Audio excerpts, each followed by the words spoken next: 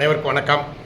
நான் அருப்புக்கோட்டை அண்ணாமலையார் ஜோதிட நிலையத்திலிருந்து உங்கள் ஆஸ்தான ஜோதிடர் ஜெய்சங்கர் பேசுகிறேன். என்ன பார்க்க போகிறோம் அப்படின்னா, இளைய தளபதி விஜய் அவர்களின் அரசு செய்ய வேண்டியவை. ஏன்னா இப்போது அவர் ஆட்சி அமைத்து இப்போ 3 மாதம் ஆயிடுச்சு, சரிங்களா? இந்த 3 மாதத்துலேயே ஒரு சில நல்ல காரியங்கள் நடந்திருக்கு. வெள்ளை அறிக்கை வெளியிட்டாங்க. நம்ம ஒவ்வொருத்தர் மேலே எவ்வளோ கடன் ஏற்கனவே இருந்த திராவிட அரசுகள் வச்சுருக்காங்கங்கிறத ஓப்பனாக பப்ளிக்காக சொல்லிட்டாங்க. 1,28,000 ரூபா ஒவ்வொருத்தர் தலைமையிலையும் இருக்குது. இன்னும் இவங்களுக்கு வேறு வழி இல்லை. ஏன்னா போன அரசு கஜானாவை காலி பண்ணிட்டு போயிட்டாங்க. கடனுங்க ஏற்றி வச்சுட்டு போனதுனால இவங்க அதையும் கட்டணும். இருக்கக்கூடிய வருவாயில் இலவச திட்டங்களை நிறைய அறிவித்து ஏற்கனவே தமிழ்நாட்டை கவலைப்படுத்திட்டாங்க. ஏன்னா ஸோ அப்போ அந்த திட்டங்களையும் உடனடியாக வாபஸ் வாங்க முடியாது. அப்போ அதையும் தொடரணும். அப்போ இவங்களும் கடன் வாங்குவாங்க. அப்போ நம்ம கடன் இன்னும் அதிகமாக தான் செய்யும், சரியா? ஸோ இந்த மாதிரி சமயத்தில் விஜய் அரசு என்ன செய்தால் ஓரளவுக்கு நமது தமிழக அரசின் கடன் சுமையை குறைக்கலாம். இப்போது அவங்க செய்ய வேண்டிய முக்கியமான பணிகள் என்ன அப்படிங்கிறத இப்போ நம்ம பார்த்துருவோம். ஏன்னா இப்போ 3 மாதம்தான் ஆயிருக்கு. இனி 4.25 ஆண்டுகள் ஆள வேண்டியிருக்கு. இன்னும் நிறைய டைம் இருக்குது. ஸோ அப்போ படிப்படியாக இந்த விஷயங்களை அவங்க செஞ்சாங்கன்னா தாவேகா அரசு தமிழகத்தை கடன் பிரச்சனையிலிருந்து மீட்டுக்கலாம். 1, அரசு வேலை. அரசு வேலையில் இருக்காங்க இல்லையா, அவங்க முறைப்படி படித்த சர்டிஃபிகேட், அவங்க படித்த அந்த சான்றிதழ்களை முதல்ல வெரிஃபிகேஷன் பண்ணுங்க. ஒரு நல்ல தரமான அதிகாரிகளை வைத்து, அதாவது அவன் அந்த நீங்கள் போடுற அதிகாரி ஏன்னா அரசு ஊழியர் பூராமே பெரிய ஃப்ராடாக இருப்பாங்க. போலியான சர்டிஃபிகேட்டுகளை வைத்து, எனக்கு நமது தகவல் படி போலியான சர்டிஃபிகேட் வைத்து வேலையில் சேர்ந்தவங்க கிட்டத்தட்ட ஒரு 30% பேர் இருக்காங்க. போலியான சர்டிஃபிகேட். அதே போல் போலியான அந்த வருமான சான்றிதழ், அந்த இட சான்றிதழ் சொல்கிறோம் இல்லையா, நேட்டிவிட்டி சர்டிஃபிகேட், இப்போது படித்த சர்டிஃபிகேட், ஸ்கூல் சர்டிஃபிகேட்ஸ்லேருந்து எல்லாமே ஃபெயிலானவங்களாம் பாஸ் ஆன மாதிரி போலி சர்டிஃபிகேட் வாங்கி அரசு வேலையில் சேர்ந்துருக்காங்க. கடந்த 30 ஆண்டுகளில் 30 வருஷத்தில் வேலைக்கு சேர்ந்தவங்களுடைய ரெக்கார்டை பூரா எடுங்க. அதை சரி பாருங்கள். அவங்க அந்த ஸ்கூலில் போய் உண்மையிலே படித்தாங்களா, வச்சாங்களா, காலேஜில் படித்தாங்களா இல்லையா, இதெல்லாம் சரி பாருங்கள். ஏன்னா திராவிட ஆட்சிகளில் அவங்க எதையுமே பார்க்கல. அவங்களுக்கு தேவை லஞ்ச பணம் தான். காசு கொடுத்தா அரசு வேலையை கொடுத்தாங்க கடந்த 30-40 வருஷத்தில். ஸோ அதனால் கடந்த 30 ஆண்டுகளாக வேலையில் சேர்ந்துருப்பாங்க இல்லையா, அதில் ரிட்டையர்மெண்ட் ஆனாலும் அவங்களையும் பிடிங்க, ஓய்வூதியத்தில் நிப்பாட்டுங்க.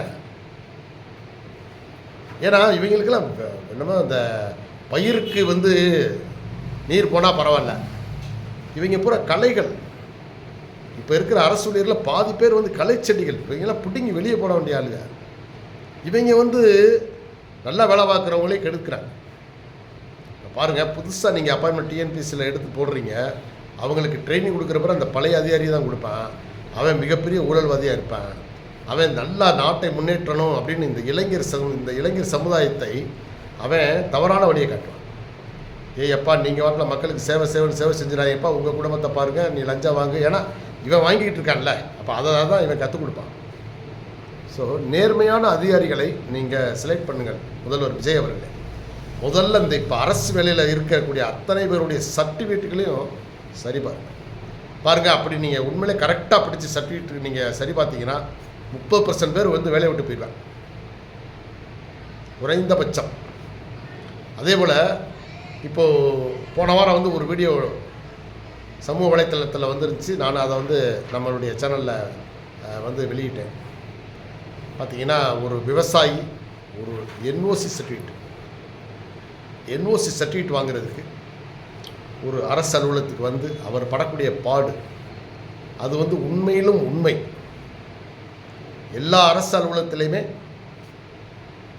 விவசாய டிபார்ட்மெண்ட்டு தான் சொல்லுது. எல்லா அரசு அலுவலகத்திலையுமே அது தாலுகா ஆஃபீஸாக இருக்கட்டும், ஆர்டிஓ ஆஃபீஸாக இருக்கட்டும், பொதுப்பணித்துறையாக இருக்கட்டும், நீர்வளத்துறையாக இருக்கட்டும், எல்லா துறையும் என்னென்ன டிபார்ட்மெண்ட் இருக்கும், விவசாயத்துறை எல்லா டிபார்ட்மெண்ட்லேயுமே ஊழல்கள் பெருத்து விட்டது. இப்போ நீங்கள் லஞ்சத்துக்கு எதிரியாக இருக்கீங்க, ஆனால் இங்கே யாருமே உங்கள் பேச்சை கேட்கல. அரசு அலுவலகத்தில் இன்னமும் லஞ்சம் விளையாடிக்கிட்டு தான் இருக்கு. அப்போ அதுக்கு நீங்கள் அந்த வீடியோவில் வந்த மாதிரி ஒருத்தரை உங்கள் கட்சியிலே நேர்மையான ஒருத்தர் அந்த மாதிரி நிறைய அப்பாயின்மெண்ட்டுகளை போடுங்க, சரியா? அப்போது வந்து இந்த ஒவ்வொரு அரசு அலுவலகத்திலும் தேவையில்லாத ஆட்கள் நிறைய பேர் பணி அமர்த்தப்பட்டு இருக்கின்றனர். திராவிட ஆட்சியில் நிறைய பேர் அந்த ஆஃபீஸுக்கு தேவையில்லை, ஆனால் பார்த்தீங்கன்னா புதுசாக ஒரு 5-6 பேர் 10 பேர் எக்ஸ்ட்ரா இருக்காங்க, ஒவ்வொரு ஆஃபீஸ்லையும் இருக்காங்க. அந்த லிஸ்ட்டை எடுத்து எங்கெங்கெல்லாம் தூக்கி போடணுமா, எங்கெங்கெல்லாம் ஷார்ட்டேஜ் இருக்கோ அங்கே போய் தூக்கி போடுங்க, அவங்கள வேலை பார்க்க வைங்க. அதே போல் நீங்கள் ஒன்று சொல்லியிருக்கீங்க, மது விற்கிறது வந்து அரசுடைய வேலை இல்லைன்னு சொல்லிட்டீங்க. உங்கள் அமைச்சர் சொல்லிட்டார், மது விற்கிறதுக்கு வந்து அரசுக்கு வந்து மது விற்கிற வேலை இல்லைங்க. நல்ல ஐடியா, அதை தனியார்ட்ட ஒப்படைக்க போகிறோம் அப்படின்ட்டாங்க. நீங்கள் புதுசாக ஆன்லைனில் மது விற்பனையை கொண்டாடுறீங்க. அதில் பாருங்கள், எதிர்பார்த்த அளவு வெற்றி இல்லை, அது சந்தோஷம். ஏன்னு கேட்டால் நிறைய பேர் ஆன்லைனில் வாங்கி குடிக்க தெரியல. ஸோ நீங்கள் படிப்படியாக கடைகளை மூடுங்க, டாஸ்மாக் கடையை மூடுங்க, சரிங்களா? அதில் வேலை பார்க்குறவங்களுக்கு வேறு ஏதாவது வேலை கொடுங்க. அதே போல் இந்த ஓய்வூதிய திட்டத்துக்கு எதுக்குங்க நீங்கள் வந்து பணம் ஒதுக்குறீங்க? அவங்க என்னங்க, அவங்களால என்னங்க பிரயோஜனம்? அவங்க வேலை பார்த்தப்பையும் மக்களுக்கு ரொம்ப இம்சை, அதுக்கப்புறமும் இப்பயும் வந்து எங்களுடைய வரி பணத்திலேருந்து அவங்களுக்கு ஓய்வூதியத்தை கொடுத்தீங்கன்னா அது என்ன அர்த்தம் சொல்லுங்கள்? ஓய்வூதியம்ங்கிறது தேவையில்லை, அல்லது அதுக்கு ஒரு லிமிட் வச்சுருக்கு. ஐயா 10,000 ரூபாய்க்கு மேலே ஓய்வூதியம் இல்லை, யார் எப்போ ஓய்வு பெற்றாலும் சரி 10,000 ரூபா தான் உனக்கு மேக்ஸிமம். ஏன்னா நான் ஒருத்தரை சந்தித்தேன், அவர் பணியில் இருக்கும்போது ஒரு 10 ஆண்டுகளுக்கு முன் அவரை ஒரு வேலை விஷயமாக பார்க்க போனேன். அதாவது ஒரு விவசாய நிலத்தில் இருக்கக்கூடிய ஒரு போஸ்ட்டை, அந்த கரண்ட் வர்ற போஸ்ட்டை பாதையில் அது வந்து கிராஸாக போகுது, நிறைய வீட்டு மனைகள் வழியில் கிராஸாக போகுது. அப்போ அதை வந்து நேர் பண்ணுறதுக்காக அதை வந்து ஒரு மனு கொடுத்து அவருக்கு வந்து மனு கொடுத்தேன். என்னை கூப்பிட்டாங்க, கூப்பிட்டு என்ன சொன்னாங்க, அவர் தான் மாற்றினோட 10 வருஷத்துக்கு முன்னாடி பார்த்துங்க, அண்ணே உங்கள் அந்த பிளாட் வழியே போகிற போஸ்ட்டை நகட்டணும்னா ஒரு 3 போஸ்ட்டு புதுசாக வந்து நட வண்டி இருக்குது, போஸ்ட்டு கம்பி எல்லாமே கவர்மெண்ட்லேருந்து வந்துடும். ஆனால் நீங்கள் ஒரு போஸ்ட்டுக்கு 5,000 ரூபா, இன்றைக்கி 15,000 ரூபாய், இது போக லஞ்சம் ஒரு 15,000 ரூபாய், மொத்தம் 30,000 ரூபா கொடுத்தீங்கன்னா மாற்றிடுவோம்னு. நான் லஞ்சம் கொடுக்க என்றைக்குமே யாருக்கு லஞ்சம் கொடுக்க மாட்டேன். ஸோ அதனால் அப்படியா சார் அப்படின்னு கேட்டுட்டு மனு அவர்கிட்ட கொடுக்காம திருப்பி கொண்டுட்டேன். நான் யோசிச்சு சொல்கிறேன் சார்ன்னு சொல்லிட்டு வந்துட்டேன். அப்போ பாருங்கள், நிறைய பேர் அவர்கிட்ட லஞ்சம் கொடுத்துருக்காங்க, கொடுத்து தான் வந்து அந்த வேலையை, ஏன்னா அவர் செய்ய வேண்டிய வேலைக்கே லஞ்சம் வாங்குறேன். ஏங்க வந்து பார்த்து வாமங்க, உண்மையிலேயே வந்து அந்த பிளாட்டுகளில் கிராஸாக தான் போகுது, அது வீடு கட்டுறதுக்கு இடைஞ்சலாக இருக்கும், அப்போ அந்த போஸ்ட்டை மாற்றணுங்கிறது அவருடைய டியூட்டி. அது அந்த விவசாயத்துக்கு போகிற அந்த வயரை மாற்றி தர வேண்டியது அவருடைய வேலை. ஆனால் அதுக்கு அவருடைய வேலைக்கு கவர்மெண்ட்டில் சம்பளமும் வாங்கிக்கிட்டு பொதுமக்கள்கிட்டையும் லஞ்சம் வாங்குறாரு. இப்போ தற்செயலாக ஒரு 4 நாளைக்கு முன்னாடி அவரை சந்தித்தேன். என்ன சார் இப்போ எங்கே வேலை பார்க்குறீங்கன்னு கேட்டேன். இல்லை சார் நான் ரிட்டையர்ட் ஆகிட்டேன் போன மாதத்தோடனாரு. அப்பாடா மக்கள் தப்பிச்சாங்க அப்படின்ட்டு. அப்படியா சார் சொல்லிட்டு அவர் ரிட்டையர்மெண்ட் ஆகி ஒரு 2-3 மாதம் ஆயிடுச்சு போல. ஏன்னா பென்ஷன்லாம் இப்போ அவருக்கு வருது. அப்போ அவரே சொல்கிறார், நான் ரிட்டையர்மெண்ட் ஆகிட்டேன் சார், மாதம் 80,000 பென்ஷன் வருது. ஏங்க இதெல்லாம் நியாயமாங்க? அவர் வேலையில் இருக்கும்போதும் மக்களை வந்து ரொம்ப கசக்கி பிழிஞ்சார். இப்போ வேலையே செய்யலைங்க. 80,000 ரூபா எதுக்குங்க? ஒரு சாதாரண கடையில் வேலை பார்க்குறவங்களால நினச்சி பாருங்க. ரிக்ஷா வண்டி ஓட்டுறவன், அந்த தள்ளு வண்டி ஓட்டுறவங்க, கடையில் வேலை பார்க்குறவங்க, சாதாரண மக்கள் தான் நிறைய இருக்காங்க. 50% மக்களுக்கு மேலே சாதாரண உடல் உழைப்பாளிகள் நிறைய இருக்காங்க. அவங்களுக்கு ஒரு நாளைக்கு 500 ரூபாலேருந்து 1000 ரூபா கிடைக்கிறது எவ்வளோ பெரிய கஷ்டமான விஷயம். இவர் வேலையே பார்க்கல, ஆனால் 80,000 ரூபா சம்பளம், 80,000 ரூபா ஓய்வூதியம். அப்போ இதை விஜய் அரசு கண்டிப்பாக இதை கொஞ்சம் சிந்திக்கணும். ஓய்வூதியத்தை ஒரு லிமிட் வைங்க. அப்போ ஒரு 10,000 ரூபா தான் ஒரு லிமிட் இருந்தால், இந்த இவருக்கு கொடுக்குற இந்த வேலையே செய்யாத ஆளுக்கு 70,000 ரூபா கவர்மெண்ட்டுக்கு மிச்சமாகுது. ஒரு ஆளுக்கு இப்படின்னா எத்தனை லட்சம் பேர் வந்து ஓய்வூதியம் வாங்கிட்டு இருக்காங்க. இன்னொன்று, பேங்க்கில் அக்கௌண்ட்டில் ஏற்றுற சிஸ்டம் இருக்கிறதுனால நிறைய பேர் உயிரோடு இருக்கானா இல்லையா அது தெரிய மாட்டேங்குது. வருஷத்துக்கு ஒரு தடவை தான் சர்டிஃபிகேட் கொடுக்க சொல்கிறாங்க. அப்படி இல்லை, ஒவ்வொரு மாதமும் அவன் உயிரோடு இருக்கானாங்கிறத அவங்க வந்து நிரூபிக்கணும். அந்த வேலையை கூட பிடுங்க மாட்டார் அவர். மாதம் 80,000 வாங்குறாரு. இன்னொன்று, அரசின் திட்டங்கள் எதையுமேங்க ஒரு உழைப்பு இல்லாமல் ஊதியமே கொடுக்கல. இப்போ எவ்வளவோ திட்டங்களுக்கு இப்போ ஆள் இல்லாமல் இருக்காங்க. இப்போ இப்படிப்பட்டவங்கெல்லாம் ஒரு பொதுநல சேவையில் ஈடுபடலாம்ல. இப்போ எத்தனை லட்சம் பேர் இருக்காங்க, ஒவ்வொரு ஊர்லேயும் வந்து ஆயிரக்கணக்கில் இருக்காங்க இந்த ஓய்வு பெற்று ஓய்வூதியம் வாங்குறவங்க. அவன் பார்த்தா அவன் அந்த ஓய்வூதியத்தை விட்டுறக்கூடாதுங்கிறதுக்காக பார்த்தீங்கன்னா எல்லாவட்டப்பைய கூட வந்து சோம்பேறியாக இருக்காங்க. ஆனால் இவன் தான் காலையிலலாம் பார்த்தா இப்படி வேகமாக வாக்கிங்க. யாரான்னு பார்த்தா ஓய்வூதியம் வாங்குறவங்க. ஏயா நீ இப்படி இருந்தேன்னா மக்கள் எவ்வளவு கவர்மெண்ட் காசை வந்து எவ்வளவு வேஸ்ட் பண்ணுறீங்க? எவ்வளோ வேஸ்ட்டு? ஒரு ஆளுக்கு 80,000னா அவன் தகுதிக்கு அவன் இபியில் ஜெய்யா வேலை பார்த்துருக்காரு. கடைசியாக ப்ரொமோஷனில் கடைசியாக வந்து ஜெய் ஆகி ரிட்டைர்மெண்ட் ஆனார். சாதாரண வேலைக்கு போய் சாதாரண வேலையில் ஜாயின் பண்ணி ரிட்டைர்மெண்ட் ஆகிற ஸ்டேஜில் அந்த உயர்ந்த ஸ்டேஜுக்கு வந்துருக்காரு. அப்போ இந்த ஆளுக்கே எப்படின்னா பேராசிரியர்கள், ஹெட்மாஸ்டர், கொஞ்சம் உயர் பதவியில் இருந்தவங்களுக்கெல்லாம் அப்போ எவ்வளவு ஓய்வூதியமே. அன்றைக்கெல்லாம் ஒரு காலேஜ் ஒருத்தர் சொல்கிறார், எனக்கு ஓய்வூதியமே 1,20,000 வாங்குறேன்னார். அப்போ இதெல்லாம் என்ன நாடா இது? கேவலமாக இருக்குது. அப்போ அவங்ககிட்ட இருந்து நல்ல சரியான முறையில் வேலையை வாங்க. எவ்வளோ பேர் ஆரோக்கியமாக இருக்கான், அவங்கெல்லாம் நாடு முன்னேறணும்னு நினைக்கலாம்ல. அப்போ அதை இந்த அரசு தானே வந்து பார்க்கணும். சும்மா எப்படி 80,000 தர முடியும்? ஓய்வூதியமாக கொடுத்தாலும் நீ நல்ல ஆரோக்கியமாக தானே இருக்க. அப்போ அப்படி ஆளுங்களை லிஸ்ட் எடுங்க. போய் இந்த வாய்க்கால், இந்த ஆறுகளை சுத்தப்படுத்துறது. இப்போ வைகை நதி ரொம்ப மாசுபட்டுருச்சு. அப்போ அதெல்லாம் வந்து எவ்வளவு கடற்கரைகளை சுத்தம் பண்ணலாம். இந்த மாதிரி ஆளுங்க, ஓய்வு பெற்ற ஆளுங்க. அதே மாதிரி நாடெங்கும் மரம் வைக்கலாம், மரங்களை நடலாம், நாடு முன்னேறும்ல. அந்த ஒரு உணர்வு அவங்களுக்கு வேணுமா இல்லையா? அப்போ அந்த உணர்வை அரசு தான் ஏற்படுத்தும். சும்மா வந்து ஒரு ஒரு சிஸ்டம் வச்சுக்கோங்க. அப்போ அவங்ககிட்டருந்து இன்னும் ஒரு 20 வருஷம் 30 வருஷத்துக்கு வேலை வாங்கலாம். ஏன்னா அவ்வளவு அவங்க தான் ஆரோக்கியமாக இருக்காங்க. இளைஞர்கள்லாம் ரொம்ப பாவம், தண்ணி அடிச்சுட்டு பூரா குடல் வந்து கிட்னி போய் கல்லீரெல்லாம் கெட்டு போயிருக்காங்க. இவங்களால வேலை செய்ய முடியாது. ஆனால் அவங்க சம்பளம் வாங்குகிறேன், ஓய்வூதியம் வாங்குகிறேன், அவனெல்லாம் நீங்கள் வந்து நல்லா வேலை வாங்கலாம். ஒவ்வொரு பள்ளிக்கூடத்தையும் க்ளீன் பண்ணுறதுக்கு அவங்கள அனுப்பலாம். ஒவ்வொரு பள்ளிக்கூடத்துக்கு ஒரு 10 பேர் ஓய்வூதியர்கள் பூரா போய் க்ளீன் பண்ணுறதா வேலை, ஒரு 3 மணி நேரம் வேலை பார்க்கணும் குறைஞ்சபட்சம். அப்படி வைங்க. நாட்டுக்கு இப்படி சும்மா சம்பளத்தை கொடுத்துட்டு இது பண்ணுறதுக்கு அவங்ககிட்ட இருந்து ஒரு வேலை வாங்கினீங்கன்னா நாடு முன்னேறும்ல. இது மாதிரி யோசிச்சு பார்த்துக்கு உங்களுக்கு எங்கெங்கே தேவையோ விவசாய வேலைக்கு அனுப்பலாம், ஓடைகளை தூர்வாடுறதுக்கு அனுப்பலாம், நதிகளை சுத்தப்படுத்துறதுக்கு அனுப்பலாம். சரிங்களா? இது மாதிரி எவ்வளவோ வேலைகள் இருக்குது.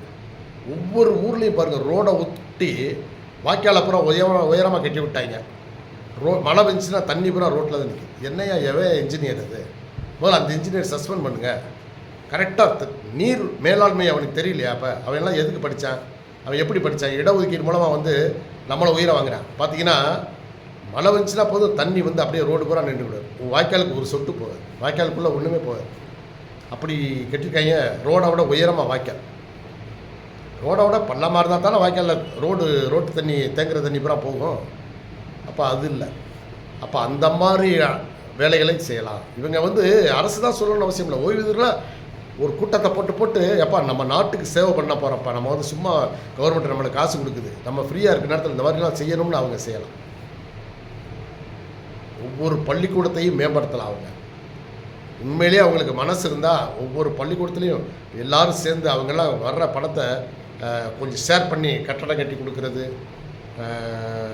அதே மாதிரி உணவு அளிக்கிறது, இந்த மாதிரி விஷயங்கள்லாம் அவங்க செய்யலாம். நிறைய சும்மா தான் இருக்காங்க, நல்லா ஹெல்த்தாக இருக்காங்க. அதே போல் ஓய்வூதியத்துக்கு ஒரு லிமிட் வைங்க திரு முதல்வர் விஜய் அவர்களே. சுதந்திர போராட்ட தியாகிகள் பென்ஷன்னு சொல்கிறாங்க. இப்போ வர்ற ஆகஸ்ட் 15 80வது சுதந்திர தின விழா. இப்போது ஒரு கணக்கு பாருங்கள். இப்போ நீங்கள் விஜய் அரசு அவர்களே,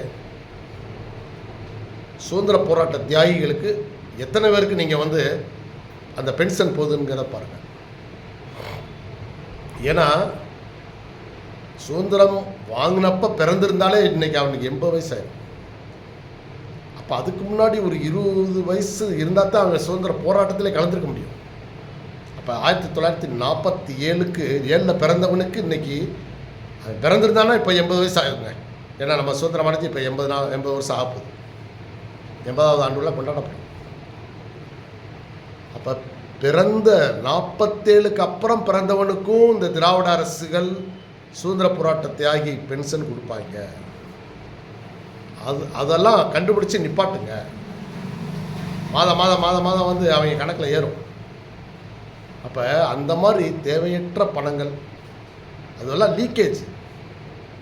அது இந்த ஓட்டு அரசியல் பண்ணாங்கல்ல திராவிட கட்சி, அவங்க பண்ண அந்த சதித்திட்டம் பாருங்கள். 80 வயசு ஆனதுக்கப்புறமும் இன்னமும் எதுக்குங்க சுதந்திர போராட்ட தியாகிக்கு இல்லை பென்ஷன்? அந்த தியாகிகளுக்கு இருந்தப்போ அவங்க பிள்ளைகள் கொடுத்தது சரி. ஆனால் இனிமேல் வந்து அவங்களுடைய இதுக்கு தரணும்னு அவசியம் இல்லை. அவர் இருந்தாருன்னா அதோட முடிஞ்சிருச்சு, அவ்வளோதான். அவர் இருக்க வரை கொடுக்கலாம். வாரிசுகளுக்கு அதுக்கு சம்மந்தமே இல்லையா? அவன் தான் இவன் வந்து அதுக்கப்புறம் பிறந்தவங்க. இவங்க வந்து இவங்களுக்கு வேறு வாய்ப்புகள் அரசாங்கத்தில் இருக்குது. வேலை, கவர்மெண்ட் வேலைக்கு போகலாம், எத்தனையோ வியாபாரம் வைப்பான். ஆனால் அன்னைக்கு போராடின தியாகி கொடுத்தது ஓகே, அவருக்கு அப்புறம் அவர் மனைவி கொடுத்தது ஓகே. அப்படி பார்த்தாலும் இப்போ 80 வயசு வரைக்கும் எவனா உயிரோடு இருப்பானா? இருக்க மாட்டான். இப்போது வந்து சுதந்திர போராட்டம் என்பது 1947க்கு முந்தினது தான். 47 சுதந்திரம் ஆயிடுச்சு. அப்போ 47க்கு முன்னாடி அவனுக்கு ஒரு 20 வயசாவது இருந்தால் தான் வாலிப வயதில் அவன் வந்து கொடியை பிடிச்சி போய் போராடிப்பான். அப்போ அப்படிப்பட்ட ஆள்கள் இருக்க வாய்ப்பே இல்லை. ஸோ அதனால் வந்து சுதந்திர போராட்ட தியாகிகள் பென்ஷன் என்பது ஒழிச்சிருங்க, தேவையில்லை இனிமேல். ஏன்னா 80 வருஷம் ஆயிடுச்சு சுதந்திரமாகி. அப்போ அதை ஒழிக்க வேண்டும். அதே போல் அரசு உதவித்தொகை கொடுக்குறீங்க பார்த்தீங்களா? எல்லா திட்டங்களும் நிறைய உதவித்தொகை கொடுக்குறீங்க. அதில் ஏகப்பட்ட ஊழல் நடக்கும். வீடு கட்டுற திட்டம்னு சொல்லி இப்போ 3 லட்சமாக இருந்தது, இப்போ 5 லட்சமாக நீங்கள் வந்து அதை வெற்றி வீடு கட்டுற திட்டம்னு மாற்றிருக்கீங்க. அதை செய்கிறீங்க. அதில் உண்மையான பயனாளிகளுக்கு மத்திய அரசை பாருங்கள். அந்த விவசாயிகளுக்கு 6000 ரூபா கொடுக்குறதுல எவ்வளோ அழகாக வந்து கண்டுபிடிச்சி, ஒரே வீட்டில் 2 பேர் வாங்கினாங்கன்னா அதில் வந்து அவங்களுக்கு நிப்பாட்டி ஒரு விவசாயிக்கு ஒரு வீட்டுக்கு தான் கொடுக்குறாங்க. அதை கரெக்டாக கண்டுபிடிச்சிட்டாங்க. அதே மாதிரி அந்த மாதிரி பயனடைஞ்சவங்கிட்ட ஒன்று ரீஃபண்ட் வாங்கிடுறாங்க, திருப்பி அதை கட்டிடுறியா பேங்க்கில் போய் கட்டிட்டுட்டாங்க. அது மாதிரி ஒவ்வொரு திட்டத்திலும் இருக்கக்கூடிய ஊழல்களை கண்டுபிடித்து நீங்கள் அந்த பணத்தை கவர்மெண்ட்டில் சேர்த்தாலே எவ்வளவோ வந்து நீங்கள் கடனையே அடைக்கலாம். ஓய்வூதியத்தை முதல்ல நிப்பாட்டுங்க. அதே போல் இந்த ஒவ்வொரு அரசு திட்டத்திலும் நடைபெறக்கூடிய ஊழல், இப்போ இதை சொல்லவும் உடனே பொங்கு வாங்கி அதனால் வந்து அரசு சொல்லிடும் ஓய்வூதியம் என்னென்னா, அப்போ அந்த திட்டத்தில் மட்டும் ஊழல் இருக்குது, அதில் அந்த அதிகாரி சம்பாதிக்கிறான். இவங்க எப்பயுமே அதான் ஒரு வழக்கம். திமுக வந்து திராவிட கட்சியில் இப்படியே மிரட்டி ஏன்னா அப்போ நீங்கள் ஊழல் பண்ணலையா அப்படின்னா, அப்போ எங்களுக்கு சம்பளத்தை கொடுக்கணும்னா, அப்போ ஊழல் பண்ணுறவன் தான் பயந்துட்டு கொடுக்கணும். நீங்கள் லஞ்ச ஊழலுக்கு எதிரான ஆள். அதனால் திரு விஜய் அவர்களே, துணிந்து முடிவெடுங்க, தைரியமாக நிப்பாட்டுங்க. உங்களை வந்து எவனும் அசைக்க முடியாது. ஏன்னா உங்கள் ராசிக்கு குரு பலம் பக்காவாக இருக்குது. ஸோ அதனால் உங்களை வந்து யாரும் வந்து இது பண்ண முடியாது. உங்களுடைய விரல் நுனியை கூட ஒரு மயிரை கூட எவனும் பிடிக்க முடியாது. நீங்கள் உண்மையிலே தைரியசாலி. தைரியம் உள்ளவன் வந்து அமைதியாக இருப்பேன், நிறைய கூட தள்ளும்பாது. திறமை இல்லாதவன், தகுதி இல்லாதவங்க தான் ஓட்டக்கூட மாதிரி டக்கு டக்குன்னு கடன்னு ஓட்டிகிட்டு இருப்பாங்க. அந்த சலுகை இந்த சலுகை, நீங்கள் எந்த சலுகையுமே தர வேண்டாம். இருக்கக்கூடிய இலவச திட்டங்களையும் படிப்படியாக நிப்பாட்டுறது ரொம்ப நல்லது. நாட்டை வளர்ச்சி நோக்கி கொண்டு போனீங்கன்னா என்னைக்கு நீங்கள் முதல்வர். அப்போ நிறைய திட்டங்களில் ஊழல் நடக்குது. அதே போல் இந்த முதியோர் பென்ஷன், அதே போல் ஆதரவற்ற விதவைகள், இவங்களுக்கெல்லாம் பென்ஷன் கொடுக்குறீங்க பார்த்தீங்களா, இதை முதல்ல சரிபாருங்க. அந்த திட்டத்தில் நிறைய ஊழல் இருக்கு. எப்படி ஊழல் அப்படின்னா, செத்தவங்க பேரில் நிறைய இன்னமும் அக்கௌண்ட்டில் போய் பணம் ஏறுது. அவங்க வாரிசுகள் அந்த இறந்தவங்களுடைய சான்றிதழை கொண்டு கொடுக்குறதே இல்லை. கொண்டு படிச்சுட்டா அந்த உதவித்தொகை நின்று போயிருதுன்ட்டு நிறைய ஓய்வூதியம். எனக்கு தெரிஞ்சு அவங்க அம்மா டீச்சர், என்னோடய ஃப்ரெண்டு, ஆனால் அவர் இப்போ இங்கே இல்லை. ஆனால் அவர் என்கிட்ட சொல்லியிருக்கார், அம்மா இறந்து 2 வருஷம் ஆச்சுனே, ஆனால் இன்னமும் பென்ஷன் வருதுனே, அம்மா பென்ஷன் வருதுனேன்னு சொன்னார். 60,000 ரூபா அம்மாவுடைய பென்ஷன் வந்து அக்கௌண்ட்டில் ஏறிக்கிட்டே இருக்குனேன்னு சொன்னார். ஏங்க நீங்கள் கொண்டு போய் கொடுக்கலையா, இறந்த சர்டிஃபிகேட்லாம் கொடுக்கல, கேட்கலையா அப்படின்னா, எவனே வந்து கேட்குறேன், அதெல்லாம் ஒன்றுமே யாரும் வந்து செக் பண்ணுறதில்ல, நானும் போய் கொடுக்கல, மாதம் கணக்கில் ஏறிக்கிட்டு இருக்கிறார். இது மாதிரி நிறைய இருக்குது. இப்போ இதை வந்து நிப்பாட்டினீங்கனாலே எத்தனை லட்சம் வந்து உங்களுக்கு எத்தனை லட்சம் கோடிகள் உங்களுக்கு மிச்சமாகும். ஓய்வூதியம் தான் நிறைய வேஸ்ட்டாக போகுது. ஏன்னா ஆள் இருக்க மாட்டாங்க, இறந்துருப்பாங்க. ஆனால் வாரிசுகள் அந்த முறையான அந்த சர்டிஃபிகேட்டை கொடுக்காமல் ஒப்படைக்காமல், ஏன்னா பேங்க்கில் தானே ஏறுது. அப்படிங்கிறப்ப உங்களுக்கு யார் இதை வாட்ச் பண்ண வேண்டிய அதிகாரிகள் என்ன செய்கிறாங்க, அவன் கணக்கில் படிங்க. அப்படி ஏதாவது முறைகளை கண்டுபிடிச்சா அந்த உயர் அதிகாரிக்கு அதை விட என்ன வேலை? ஏன்னா இந்த ஆய்வு பணிங்கிறது இப்போ நடக்கிறதே இல்லை. அமைச்சர்கள் பண்ணால் தான் வந்து ஆய்வு பணி தெரியுது வெளியே. ஏன் எம்எல்ஏக்கள் பண்ணலாம், அந்த உயர் அதிகாரிகள் பண்ணலாம். ஏன் உயர் அதிகாரி பண்ண மாட்டான்? ஏன்னா அவன் லஞ்சம் வாங்குறான்ல, அவன் கீழே உள்ள அதிகாரி அந்த ஆளுகிட்ட பூரா லஞ்சம் வாங்குறான். அவன் தான் சொல்லிடுறான்ல, எனக்கு ஒவ்வொரு சர்டிஃபிகேட்டுக்கும் எனக்கு இவ்வளோ வரணுன்றேன். அப்போ முறைப்படி அந்த பணம் வந்து இவங்களுக்கு போய் டெய்லி லட்சக்கணக்கில் தான் லஞ்சம் வாங்குறாங்க. டெய்லி 1 லட்ச ரூபா இல்லாமல் போக மாட்டாங்க இந்த உயர் அதிகாரியில் இருக்கிறவங்கெல்லாம். அப்போ அவனை வந்து நீங்கள் பிடிக்கணும். ஒரு திட்டத்தில் ஒரு ஊழல் கண்டுபிடிச்சிங்கன்னா அந்த மாவட்டத்துக்கு அந்த உயர் அதிகாரி யார், அவருக்கு இதை கண்காணிக்காமல் அப்படின்னா அவருக்கு வேலை. கீழே வேலை பார்க்குறவங்க எப்படி வேலை பார்க்குறாங்க, கரெக்டாக வேலை பார்க்குறாங்களா இல்லையா அப்படிங்கிறத தெரியாமல் அவர் என்னத்தை செய்கிறார், அவருக்கு அதை விட என்ன வேலை அவருக்கு எதுக்கு சம்பளம். அப்போ முதல்ல அவரை பிடிக்கும். அவரே ஊழல் பண்ண தெரிஞ்சிருச்சு, கன்ஃபார்ம் ஆயிடுச்சுன்னா முதல்ல வந்து அடுத்த ஒரு சட்டம் போடுங்க. அவர் சம்பாதிச்சதில் உள்ள அந்த சொத்துக்களை பறிமுதல் பண்ணும். வேறு ஒன்றுமே செய்ய வேணாம். ஏன்னா நம்ம அரசியல்வாதிகளே பேசுகிறோம். மெயின் வந்து இந்த அதிகாரியை தான். ஏன்னா இவங்க தான் பல லட்சம் பேர் இருக்காங்க. அரசியல்வாதிகள் வந்து கொஞ்சம் பேர் தான் இருக்காங்க. 234 எம்எல்ஏக்கள், அதில் 15 மந்திரி 30 மந்திரி தானே இருக்க போகிறாங்க. மொத்தத்திலே கணக்கு பண்ணாலும் அந்த ஒரு 250 பேருக்கு தாண்ட மாட்டாங்க. ஆனால் இவன் லட்சக்கணக்கில் இருக்காங்க. இதில் ஒரு லட்சக்கணக்குங்கிறப்ப ஒரு 10,000 ரூபா லீக்கேஜ் ஆச்சுன்னு வச்சுக்கோங்களேன். என்னாச்சு, ஒரு 3 லட்சம் பேர்னா அது வாட்டில் ஓடிடும் கணக்கு. 10,000 ரொம்ப சாதாரணமாக சொல்கிறேன். ஒரு நாளைக்கு 1 லட்சம் 2 லட்சம்னு தேவையற்ற அரசு செலவுகள் ஆகுது. இவங்கெல்லாம் பொய் கணக்கு நிறைய எழுதுகிறாங்க. அந்த மீட்டிங் போட்டு அந்த மீட்டிங், அரசு அலுவலகத்துக்கு எதுக்குங்க மீட்டிங்கு? ஏங்க சாக போகிற வயசு வந்துருச்சு, அவங்களுக்கு 50 வயசுக்கு மேலே, இவங்களுக்கு போய் எதுக்குங்க மீட்டிங் போடுறீங்க சொல்லுங்கள். ஏதாவது ஒன்று புதுசாக வந்துச்சுன்னா பரவாயில்ல. அப்படி இல்லைன்னா இவங்களெல்லாம் கழிச்சிருங்க. நான் என்ன சொல்கிறேன், பணித்திறன் பரீட்சை வச்சுக்கிட்டே இருங்க. அதே போல் உடல் தகுதி தேர்வு வைங்க. ஆரோக்கியமாக இருந்தால் தான் நல்லது. சும்மா நடக்கவே முடியாமல் வந்துக்கிட்டு ரொம்ப வந்து அரசு டிபார்ட்மெண்ட் அப்போ அவ்வளவு சீப்பாக போச்சு. அந்த மாதிரி இல்லாமல் தகுதியின் அடிப்படையில் தான் வேலை. இடஒதுக்கீடு முறையை முதல்ல ஒழிங்க. இடஒதுக்கீடுங்கிறது வெறும் பள்ளிக்கூடத்தில் வேணால் படிக்கிறதுக்கு வச்சுக்கோங்க. சரி, அவங்க வந்து கல்வி முக்கியமானது, படித்து தெரிஞ்சுக்கிட்டான்னு 4 விஷயத்த வந்து அதே மாதிரி கல்வி ஸ்தானங்களில் கல்வி நிலையங்களில் நிறைய மொழிகளை கற்றுக் கொடுங்க. படிச்சுட்டு அவங்க எங்கே வேணாலும் வேலைக்கு போட்டோம். அரசு சம்பளத்தை குறைச்சிட்டிங்கன்னா உங்களுக்கு அவங்க தகுதி திறமையின் அடிப்படையில் அவன் எங்கேனாலும் வேலைக்கு போட்டோம். வேலைன்னு வரும்போது திறமை வேணும். படிக்க வேணால் வைங்க, அது வந்து அதுக்கு இடஒதுக்கீடு கொடுங்க, முக்கியத்துவம் கொடுங்க.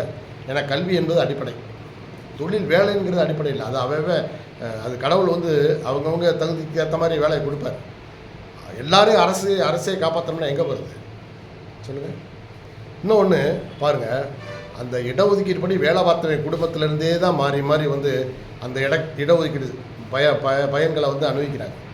ஏன்னா தொழிற்சங்கங்கள் பூரா ஓச்சிருக்கு பாருங்கள். போக்குவரத்து துறை எவ்வளவு மட்டமாக்கி கீழ்த்தரமாக்கி பூரா கடனாளி, எல்லா டிபார்ட்மெண்ட்டும் கடனில் இருக்குது. விஜய் அவர்களுக்கு நிறைய வேலை இருக்குது. முதல்ல இந்த மாதிரி லீக்கேஜ் ஆகக்கூடிய விஷயங்களில் கவனம் செலுத்தி அதெல்லாம் நிப்பாட்டிட்டிங்கனாலே அரசாங்கத்துக்கு மிகப்பெரிய பலம். அது செய்ய வேண்டியது முதல்ல முக்கியம். அதுதான் ஓய்வூதியதாரர்களை வேலை வாங்குவது, சரிங்களா? அரசு பணிகளில் அரசு திட்டங்களில் நடைபெறக்கூடிய ஊழல், முதியோர் பென்ஷன், அந்த பென்ஷன் இந்த பென்ஷன், அது மாதிரி 100 நாள் வேலை திட்டம். ஏன்னா அந்த ஒரு விவசாயி கதறாக இருப்பா. இப்போ ஒரு 10 நாளாக அவர் வீடியோ போட்டுக்கிட்டே இருக்கார். ஏங்க இந்த விவசாய வேலை திட்டங்களில் உள்ளவங்களை உண்மையிலேயே இவங்களை வந்து இந்த 100 நாள் வேலை திட்டம் 150 நாள் ஆயிடுச்சு.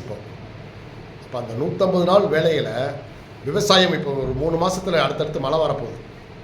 அப்போ அவங்கள பூராமே அங்கே வேலைக்கு கொடுங்கன்றார். சம்பளம் நீங்கள் கொடுக்குறீங்க, இவங்க சும்மா வந்து ஒரு வேலையும் செய்யாமல் கம்மாக்கரையிலையும் ஆலமரத்தடியிலையும் போய் படுத்துக்கிட்டு சீட்டு விளையாட ஜாலியாக சிரித்து பேச இதுக்காக சம்பளம் கொடுப்பாங்க? என்னங்க இதெல்லாம் வந்து காங்கிரஸும் திராவிட கட்சி என்ன தான் வந்து மக்கள் அப்போ பட்டு சோம்பேறியாக்கிட்டு இவங்களுக்கு ஓட்டு மட்டும்தான் முக்கியமா? அப்போ நாடு எப்போயா வளர்றது? அப்போ யாராவது ஒருத்தர் வந்து வளர்க்குறது. இப்போ வந்து மத்திய சர்க்கார் வந்து எவ்வளோ விஷயங்கள் இன்னமும் அவங்களால உள்நாட்டுக்குள்ளேயே கவனம் செலுத்த முடியல. அப்படி பல வேலைகள் இருக்குது. அப்போ உள்நாட்டுக்குள்ளே கவனம் செலுத்துறது யாருன்னா முதல்வர் தான் செலுத்தும். அந்தந்த மாநில முதல்வர்கள் அந்தந்த மாநிலத்துக்கு நன்மை செய்யணும். அப்போ திரு விஜய் அவர்கள் நிறைய விஷயங்களில் கவனம் செலுத்தும். உங்களை சுற்றி இருக்கிறவங்களே உங்களுக்கு குழிப்பறிப்பாங்க உங்கள் ஜாதகப்படி. அதேபோல் அமைச்சர்கள் எவனையும் நம்பாதீங்க. ஏன்னா அதில் 2-3 பேர் எப்படா நமக்கு ஒரு வாய்ப்பு கிடைக்கும்னு காத்துக்கிட்டு இருக்காங்க. இப்போயே உங்களுக்கு தெரியாமல் சில மறைமுகமாக லஞ்சம் சில துறைகளில் வாங்குறதாலாம் வருது. பெரிய பெரிய ஆட்களே பேட்டி கொடுக்குறாங்க. அதனால் அனைவரையும் வாட்ச் பண்ணிகிட்டே இருங்க. நிறைய விஷயங்கள் நல்ல அதிகாரி, நேர்மையாக பணி செய்யக்கூடிய அதிகாரிகள். அதாவது எங்களுக்கு முறையான சம்பளமே நல்ல அதிகமான சம்பளங்க, நல்ல சம்பளம் வாங்குகிறோம். அப்போ குடும்பத்தின் தேவை நிறைவேறிடுது. ஒரு ஆள் வேலை பார்த்தாலே போதும். அவங்க வீட்டில் பார்த்திங்கன்னா ஒரு சிலர் ஒரே வீட்டில் 4-5 அரசு ஊழியர்கள். என்னங்க அப்படி வந்து அவங்க மட்டும் ரொம்ப விவரமானவங்க, மற்றவங்களாம் சாதாரண. அப்போ அவங்களாம் மதிப்பாங்களா மற்றவங்கள சொல்லுங்கள்? அது வீட்டு வாசப்படி ஏறினா கூட முதல்ல வெளியே போயாருந்தேன். ஸோ அதனால் இந்த முறை மாற வேண்டும்.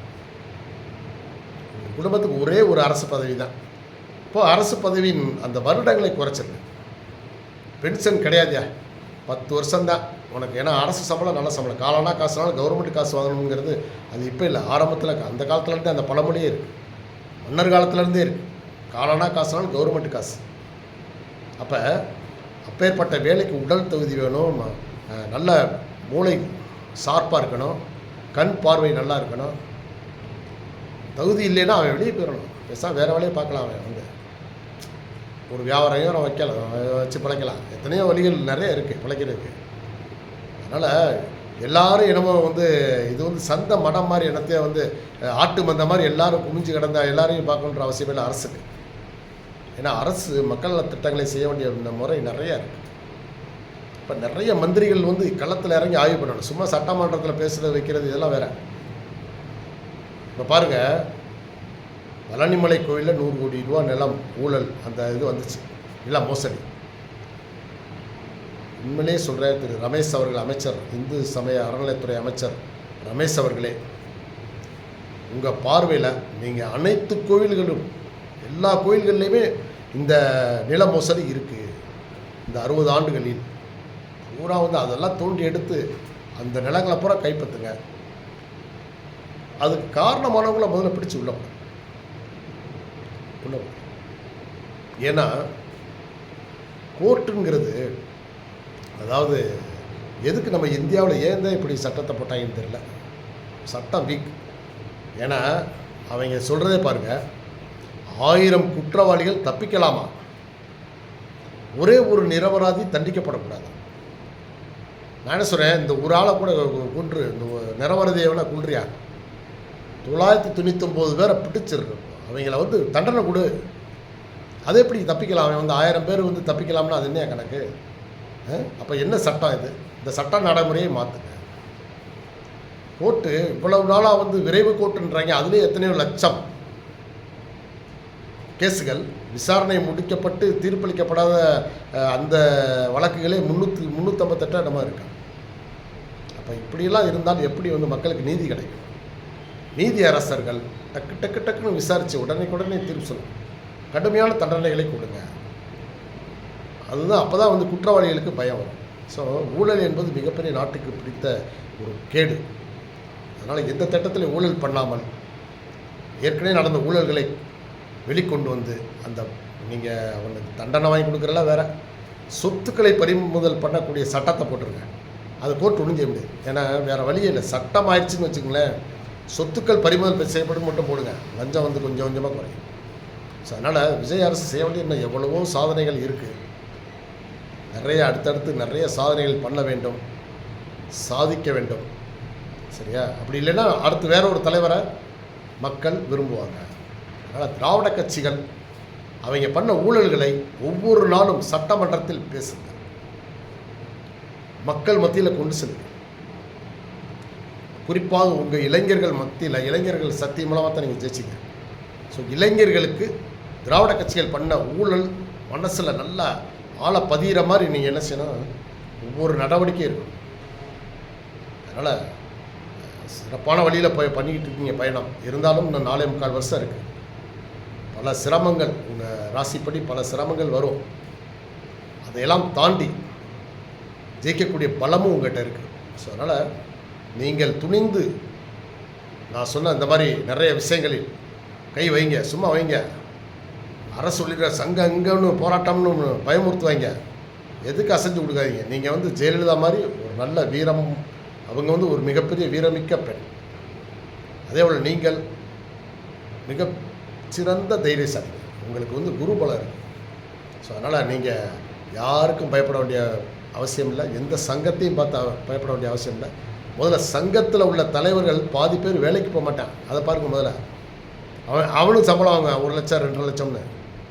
அப்போ வேலை செய்யாமல் இங்கே எதுவுமே சம்பளம் கொடுக்கக்கூடாது. ஓய்வூதியதாரருக்கும் அவங்கவுங்க தகுதிப்படி வேலையை கொடுங்க. நன்றி, வணக்கம்.